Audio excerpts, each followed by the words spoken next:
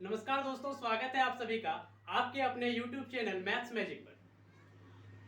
यदि आप कक्षा 10th में पढ़ते हैं और आपको चैप्टर 7.3 में त्रिभुज का क्षेत्रफल के फॉर्मूले को याद रखने में परेशानी होती है तो ये वीडियो आज आप लोगों के लिए। जैसा कि त्रिभुज का क्षेत्रफल हम लोग बचपन से पढ़ते आते हैं और अलग अलग फॉर्मूले से हम लोग त्रिभुज का क्षेत्रफल निकालते हैं, लेकिन जब हम लोग कक्षा 10th में पहुंचते हैं तो एक नए फॉर्मूले से हम लोग को त्रिभुज का क्षेत्रफल निकालना होता है, जिसमें x1, x2, x3 और y1, y2, y3 का उपयोग करके हम लोग त्रिभुज के क्षेत्रफल को निकालते हैं। जैसा कि फॉर्मूला इसका जो होता है त्रिभुज का क्षेत्रफल का एक्सरसाइज 7.3 में, वो मैंने आपके सामने लिखा हुआ है, लेकिन हमेशा ये देखा गया है कि इस फॉर्मूले को याद रखने में बच्चों को बड़ी परेशानी होती है।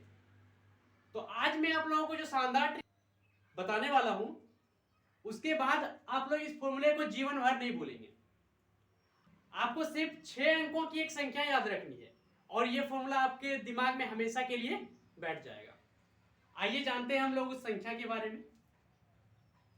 जैसा कि आप लोग देख पा रहे होंगे इस फॉर्मूले को, मैंने फॉर्मूले को यहाँ पे लिखा हुआ। फॉर्मूला हम लोगों का होता है 1/2 x1 y2 minus y3 plus x2 y3 minus y1 plus x3 y1 minus y2।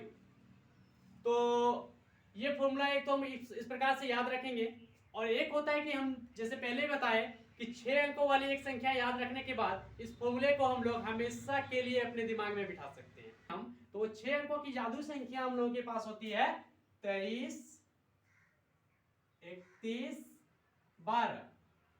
23, 31, 12, 23, 31, 12। बस इसी संख्या को हम लोग याद रखेंगे और ये फॉर्मूला हमेशा के लिए आप लोगों के दिमाग में बैठ जाएगा। आप लोग कभी इस फॉर्मूला को नहीं भूलिएगा। जैसा कि फॉर्मूला मैंने वहां लिखा हुआ है, मैं दोबारा से इसी फॉर्मूले को इस 6 जादुई अंकों की संख्या से लिखूंगा। आप लोग देख पा रहे होंगे इस फॉर्मूले में x1, x2, x3 का उपयोग किया गया है। तो ये तो आसानी से हम लोग याद रख सकते हैं कि x1 देना है, x2 देना है और x3 देना है। लेकिन कंफ्यूजन हम लोगों को कहाँ पे होता है? बस इस जगह में हम लोग कंफ्यूज हो जाते हैं और हम हमेशा परीक्षा हॉल में गलती करके आते हैं, और जहां हम लोग फॉर्मूले को गलत कर लिए तो हमारा सारा का सारा प्रश्न ही गलत हो जाता है, सॉल्यूशन ही गलत हो जाता है। तो मैं इस 6 अंकों की संख्या के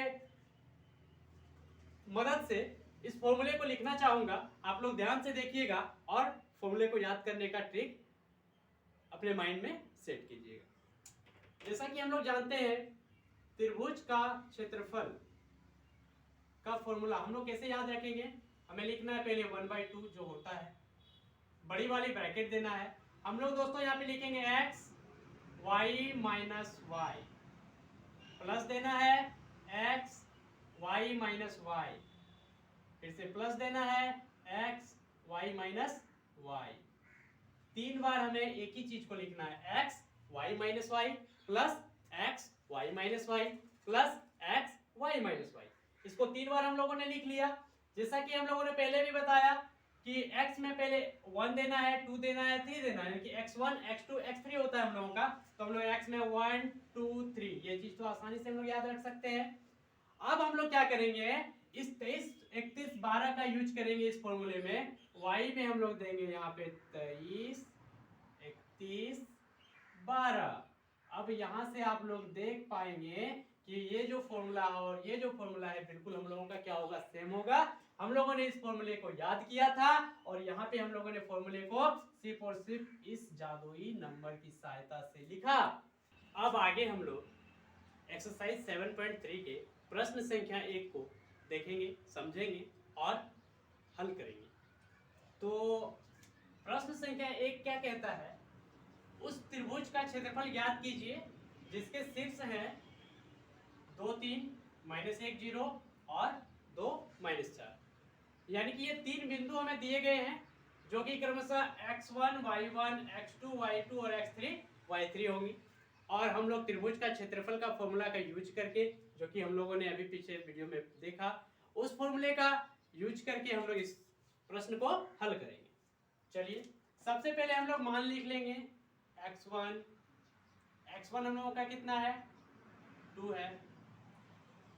x2 कितना है, -1 1 है और x3 कितना है 2 है।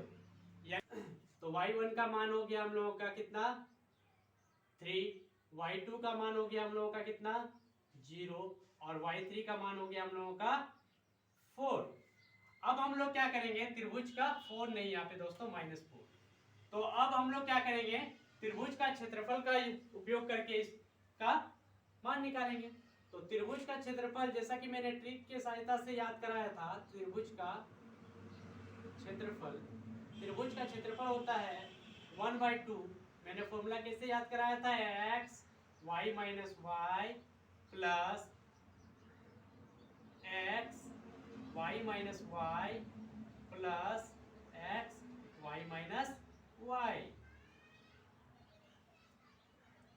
तो हम लोगों का क्या हो जाएगा यहाँ पे जैसा कि मैंने पहले भी बताया कि x में क्या देना है हमें 1 2 3। x में 1 2 3 आसानी से आप लोगों को याद रह जाएगा। और मैंने फॉर्मूला लिखने के लिए एक ट्रिक दिया था 23 31 12, वो हमें यहाँ यूज करना है y के मान में। अब हम लोग आगे बनाएंगे 1/2।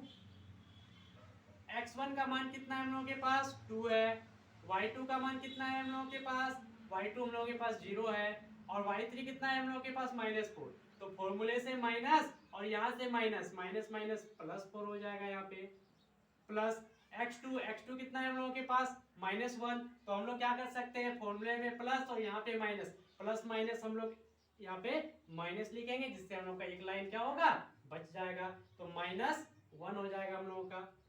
उसके बाद y3 कितना है हम लोग के पास -4, तो हम लोगों ने -4 लिख दिया।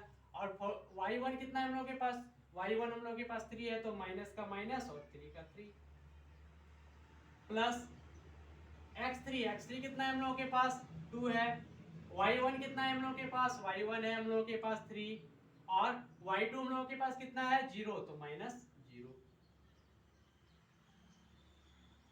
अब हम लोग क्या करेंगे 1/2 का 1/2 बड़ी वाली ब्रैकेट है हम लोगों के पास 2 और यहाँ पे कुछ नहीं है हम लोगों के पास, तो क्या है इनटू है, तो हम लोग लिख सकते हैं 2 × 4 0 प्लस 4 हम लोगों का 4 हो जाएगा। और यहाँ पे क्या होगा यहाँ पे हम लोग लिखेंगे इसको एक ब्रैकेट में कर लेते हैं -1 और यहाँ क्या है हम लोगों का -4 और -3 -7 प्लस 2 × 3 में 0 माइनस करेंगे हम लोगों का 3 हो जाएगा।